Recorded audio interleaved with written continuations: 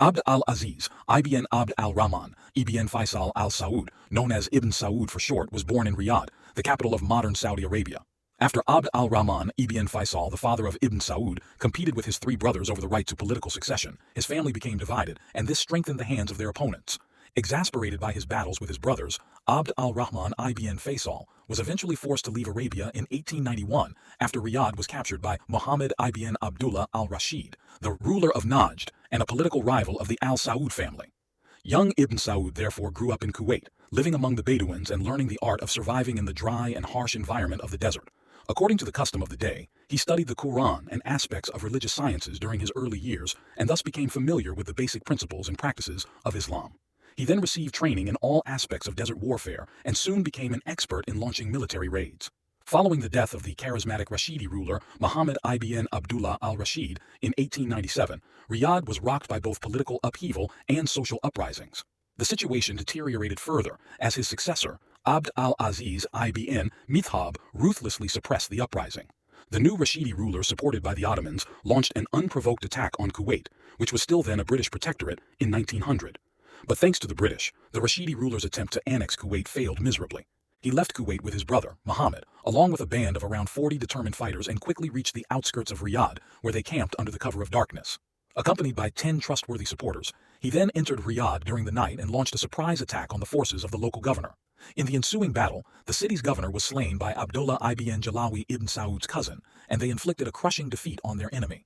The fall of Riyadh marked the beginning of the end for the Rashidis, as the House of Saud swiftly reasserted its authority across the country under the able stewardship of Ibn Saud and his father.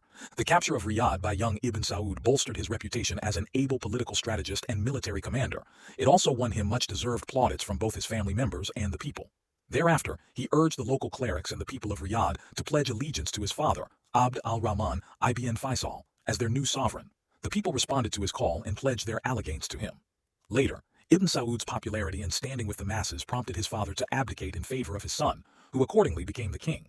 With Riyadh now firmly in his grip, Ibn Saud was eager to extend his rule across the rest of Arabia.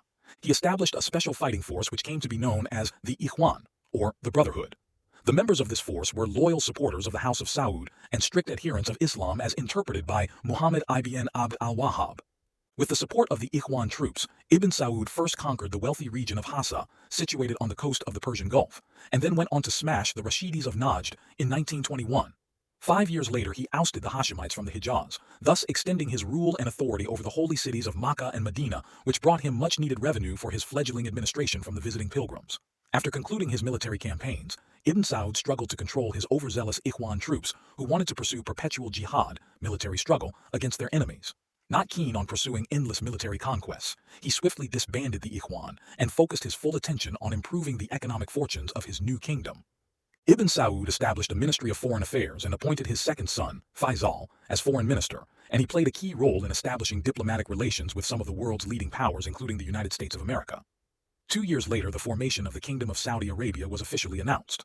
This was followed, in the mid-1930s, by the discovery of the world's largest oil reserves beneath the barren deserts of Arabia, something which completely transformed the political and economic fortunes of Saudi Arabia and instantly catapulted the Saudi kingdom onto the global stage. The credit for Saudi Arabia's transformation must go to Ibn Saud, who fought single-handedly for a quarter of a century to unify the warring Arab tribes and established a state which is today considered to be one of the world's most affluent and influential countries. Ibn Saud, the founder of the Kingdom of Saudi Arabia, eventually died at the age of 75 and was buried in his native Riyadh. If you enjoyed this video, please like and subscribe.